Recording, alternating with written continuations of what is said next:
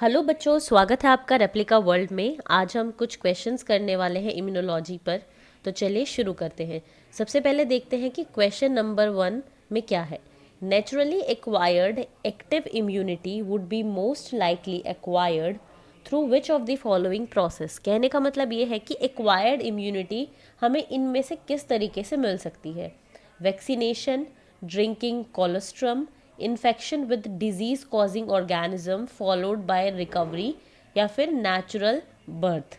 तो इसका क्या आंसर होगा बच्चों? इसका आंसर होगा option number 3, infections with disease causing organism followed by recovery. कहने का मतलब ये है एक्वायर्ड इम्यूनिटी वो होती है जो हमें खुद से एक्वायर हमने की होती है। वो तभी हमें मिलती है जब कोई इन्फेक्शन हमें होता है और फिर हमारी बॉडी उससे रिकवर कर जाती है, तो उसके अगेंस्ट एक मेमोरी हमारे पास बन जाती है। ठीक है बच्चों, अब चलते हैं नेक्स्ट क्वेश्चन पर। The ability of the immune system to recognise self antigen versus non self antigen is an example of. यानी जो हमारे इम्यून सिस्टम की एक एबिलिटी होती है जहाँ पर वो सेल्फ और नॉन सेल्फ को पहचान लेता है, उसको क्या बोलते हैं? Cell mediated immunity, antigenic immunity, tolerance, या स्पेसिफिक इम्यूनिटी। तो इसका जो सही आंसर है वो है टॉलरेंस। इसको हम लोग टॉलरेंस बोलते हैं। नेक्स्ट क्वेश्चन पर चलते हैं। During an allergic immune response histamine is released from. एक एलर्जिक इम्यून रिस्पॉन्स के दौरान हिस्टामिन इनमें से किससे रिलीज होता है? Dendritic cell, B lymphocyte, monocyte, या फिर मास्ट सेल। ठीक है, तो इसका जो आंसर है वो है मास्ट सेल, क्योंकि मास्ट सेल क्या होता है, इसके ऊपर आईजीई के लिए रिसेप्टर होते हैं और आईजीई से एलर्जन बाइंड करता है, और जैसे ही बाइंड करता है तो फिर क्या होता है, मास्ट सेल का डीग्रेनुलेशन हो जाता है। ठीक है, जिसमें कि हिस्टामिन भी प्रेजेंट होता है। Name the first cell which recruited at the place of infection. कोई भी इन्फेक्शन होता है तो सबसे पहले कौन सा सेल वहाँ पर पहुँचता है? ऑप्शन है macrophages, basophils, neutrophils, NK cells. तो हमें इसमें बताना है, तो जो इसका आंसर है वो है न्यूट्रोफिल्स। न्यूट्रोफिल ऐसे सेल होते हैं, कहीं पर भी इन्फेक्शन होता है तो सबसे पहले वो वहाँ पर पहुँच जाते हैं। ठीक है बच्चों, अब नेक्स्ट क्वेश्चन है। Name the group of pattern recognition molecules which function exclusively as a signalling receptor.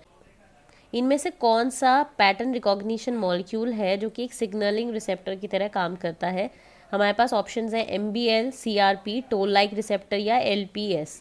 ठीक है, तो इसका आंसर है हमारा टोल लाइक रिसेप्टर। चलते हैं नेक्स्ट क्वेश्चन पर। Which of the following immune cells और molecule are most effective at destroying intracellular pathogens. Intracellular pathogens को डिस्ट्रॉय करने का काम कौन से सेल्स करते हैं, या कौन से सेल ज़्यादा इफेक्टिव होते हैं? T helper cells, antibodies, B cells, या साइटोलाइटिक टी सेल्स। तो बच्चों क्या इसका आंसर होगा? इसका आंसर होगा साइटोलाइटिक टी सेल्स। अब नेक्स्ट क्वेश्चन पर चलते हैं। Thymus independent type 1 antigens are. Thymus independent response जो होता है टाइप 1, उसमें एंटीजन्स कौन से होते हैं? Small protein of bacterial origin, viral nucleic acid, bacterial nucleic acid, polysaccharide of bacterial origin. तो क्या होगा इसका? Polysaccharide of bacterial origin. Which of the following is not the characteristic of a good antigen. एक good antigen की इनमें से कौन सी कैरेक्टरिस्टिक नहीं होती है? Large in size, highly complex, lipid in nature, foreignness. तो कौन सी बात इनमें से एक अच्छे एंटीजन की पहचान नहीं है? देखो, लार्ज इन साइज सही बात है, एंटीजन अगर ज़्यादा बड़ा होगा तो ज़्यादा इम्यूनोजेनिक होगा। हाईली कॉम्प्लेक्स होगा तो भी इम्यूनोजेनिक होगा, फॉरेननेस होगी तो भी इम्यूनोजेनिक होगा, पर लिपिड इन नेचर होगा तो इतना अच्छा वो एंटीजन नहीं होगा। अब नेक्स्ट क्वेश्चन पर चलते हैं। Fusion between a plasma cell and a tumour cell creates a. इनमें से कौन सा सेल बनता है अगर प्लाज्मा सेल और ट्यूमर सेल फ्यूज होते हैं? लिम्फोब्लास्ट, माइलोमा, हाइब्रिडोमा, या लिम्फोमा। तो इसका आंसर होगा माइलोमा। नेक्स्ट क्वेश्चन पर चलते हैं। Name the cytokines which release in response to viral infection. Viral infection के टाइम कौन से साइटोकाइंस रिलीज होते हैं? इंटरफेरोन्स, इंटरल्यूकिन्स, लिम्फोकाइंस, या मोनोकाइंस। तो इसका आंसर है बच्चों इंटरफेरोन्स।